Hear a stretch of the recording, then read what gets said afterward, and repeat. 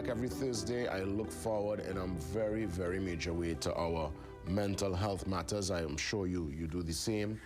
We get a chance to have real conversations and touch on issues where sometimes we might put things under the carpet, we might put it away in the far recesses of the mind, but it's important to have these discussions like the one we're about to embark on. It's dealing with mistake versus regret.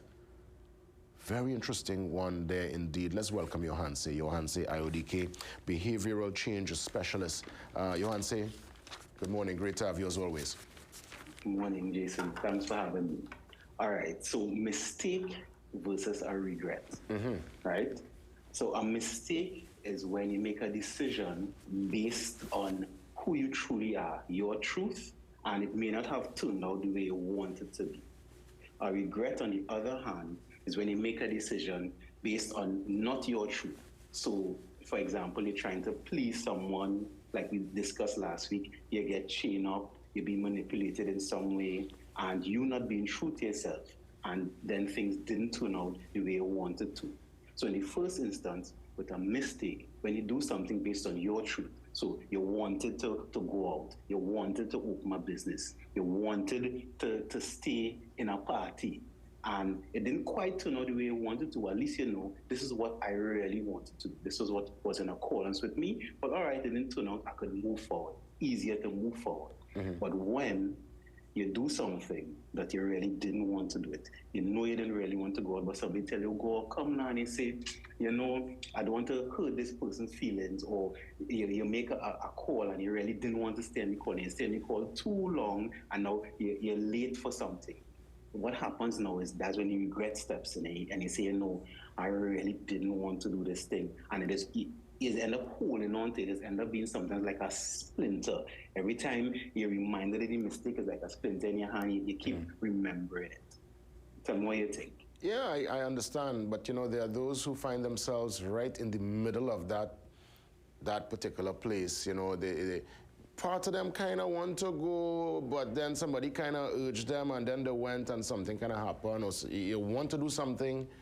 There's a kind of gray area there still. But I totally understand where you're coming from, because yes, there are certain conscious decisions that we make, and sometimes it mightn't pan out.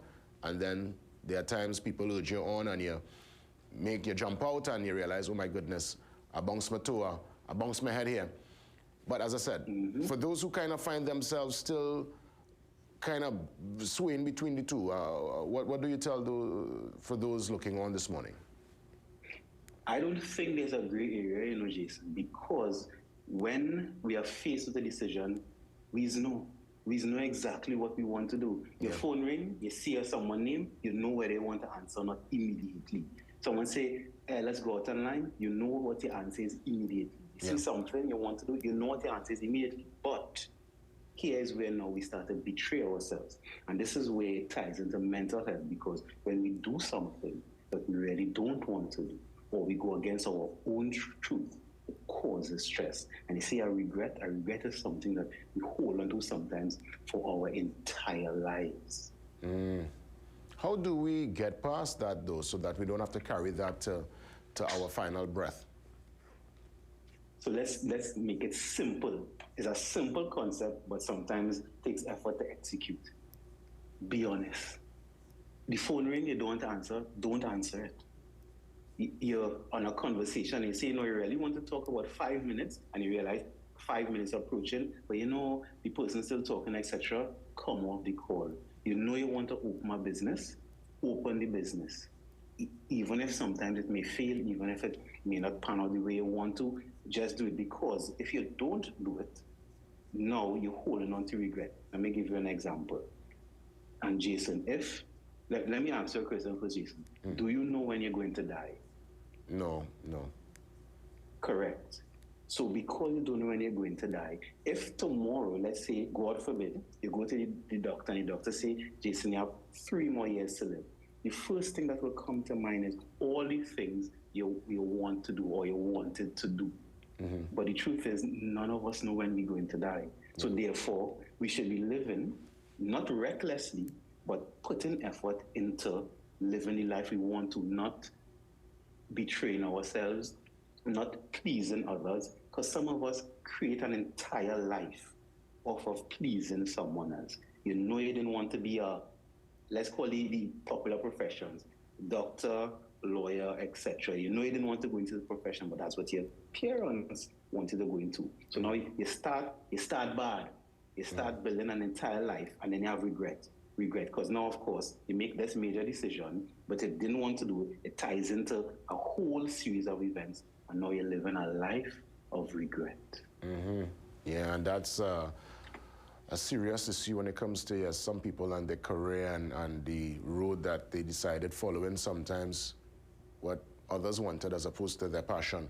When we step into the realm of relationships, though, I know it might take a whole different spin, because there are times where people come out of a relationship or they sometimes enter seeing certain, as they say, red flags, but thinking, love is in the air, things might pan out in my favor, and of course, it hits the fan eventually, and, there seems to be serious regret sometimes, or people might look at a particular relationship as a mistake. How do we talk to those healing from a failed relationship? Understand first exactly why enter the relationship. Analyze whether is it something that you really wanted to do, or you was trying to please someone, or you didn't want someone's feelings to be hurt, or your parents tell us about time, etc. When you analyze exactly the motivation behind it, then that's the beginning of healing. Because if it was your truth, you really wanted this relationship of your own accord, then you could say, you know what, this was me. I gave it my full effort and it didn't work out. So you're able to heal from it a lot sooner. But if you know you really didn't want to go in this relationship, and you talk about red flags, when we see red flags, I'm going to give you an example. If we go to Maracas and you see a red flag in the water, you don't dive in the water, still test to see if it's really a red flag or not. You go your way, you stay clear from it. So the same in a relationship. If you see a red flag, why still test it to see if it's really one? And then when you get caught up in the current, now you're angry with yourself. And it brings me to the next question, because sometimes we really come down hard on ourselves. And I think that is where you say people will carry certain emotions, certain disappointments, certain, situations in their life to the very end. And I would imagine, as you said, being honest with oneself is the start of the healing process, because we really sometimes come down hard on ourselves, and our self-judgment tends to be very intense sometimes. And the judgment on yourself becomes harsh because you know better. From the start, we know that you wasn't supposed to enter this. You know you wasn't supposed to go down the road. Even your car wasn't starting telling you to go down there, but you still force it. So I understand, even myself, sometimes when I've made decisions I know I wasn't supposed to do, because even though I'm saying this, I'm not perfect at this yet. Right? We all still have a human experience. But what helps me recover, and what people could do, is now just do better in the little things. So yes, you had a regret of yesterday, regret of last week, regret of last year, but today is real, today is now. You can start living the life you want to, even in the small things. So if you really want to eat something particular and everybody else don't want to eat it, do that. If you really want to go on a vacation to do something, do that. Live your truth, start living your truth, and that way it will help erase or even recover from the regret of the past. When we look at regrets and we look at mistakes, especially in the realm of mistakes, even regrets,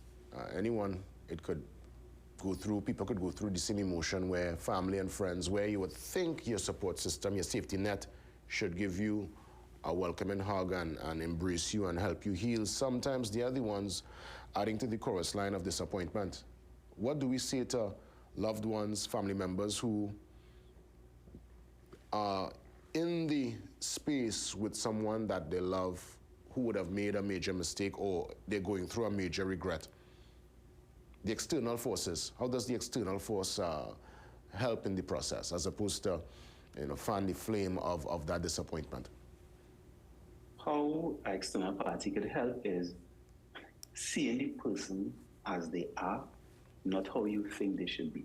That's a difficult thing at times, because we all judge. We all think sometimes we know what is best for someone else. But helping someone embrace and even discover their truth is to me, one of the truest forms of love.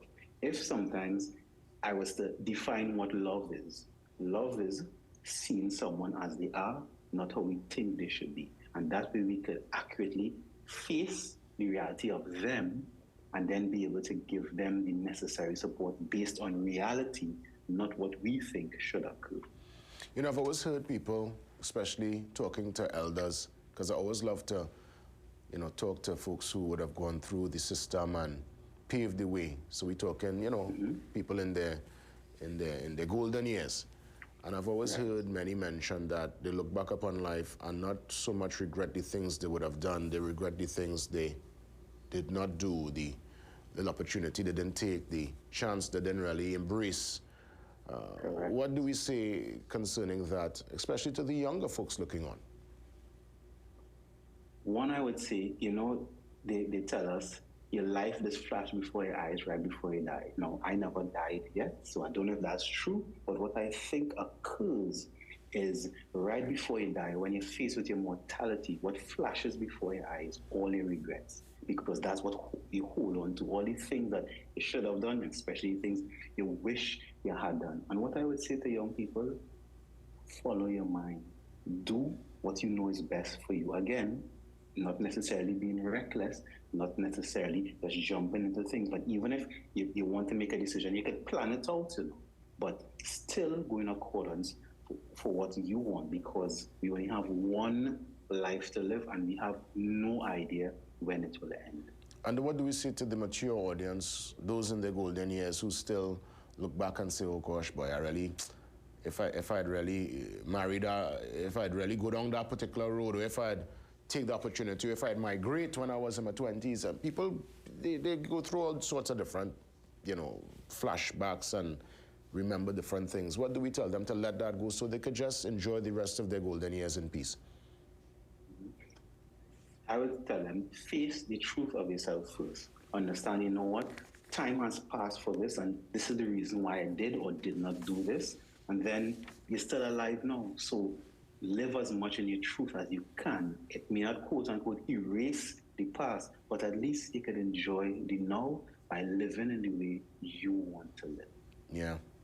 As always, Yohanse, thank you so much. Any closing remarks before we wrap up this week's episode, this week's installment of Mental Health Matters?